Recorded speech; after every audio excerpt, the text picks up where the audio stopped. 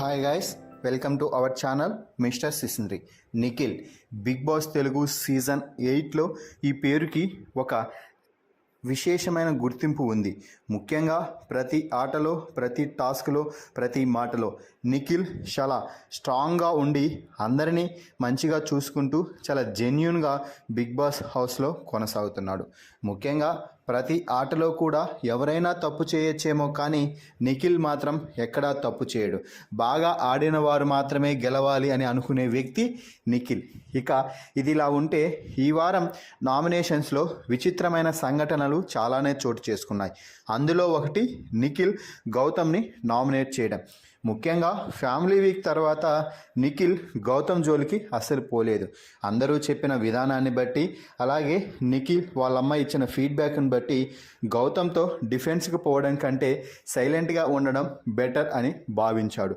అయితే గత వారం నామినేషన్లో భాగంగా ఓల్డ్ కంటెస్టెంట్స్ వచ్చి నిఖిల్ని టార్గెట్ చేసిన సమయంలో నువ్వు గౌతమ్తో మీ అమ్మ పెట్టుకోవద్దు అన్నప్పటి నుంచి సేఫ్ గేమ్ ఆడుతున్నావు అనిపిస్తుంది అంటూ చెప్పారు. అలాగే వీకెండ్లో గౌతమ్ కూడా అదే మాటకి అర్థం వచ్చేలా నువ్వు మీ అమ్మగారు చెప్పిన కారణంగానే మార్చుకొని ఒక ప్లాన్లో భాగంగానే నాతో క్లోజ్గా ఉంటున్నావు అంటూ చెప్పాడు. దీంతో ఇక నిఖిల్ తాను సైలెంట్గా ఉంటే నేనేదో తప్పు చేసిన వాడిని అవుతాను అని భావించిన నిఖిల్ ఇక గౌతమ్ని అయితే నామినేట్ చేయడం జరిగింది. ముఖ్యంగా నామినేషన్ చేసిన తర్వాత నా రియల్ ఎమోషన్స్ని అన్నింటినీ కలగలిపి నేను నీతో క్లోజ్గా ఉన్నానే తప్ప ఏ ప్లాన్లో భాగంగా నేను నీతో క్లోజ్గా లేను. మా అమ్మ టార్గెట్ చేయొద్దు అని అన్నదంటే కరెక్ట్గా పాయింట్లెస్గా టార్గెట్ చేయొద్దు అని మాత్రమే చెప్పింది.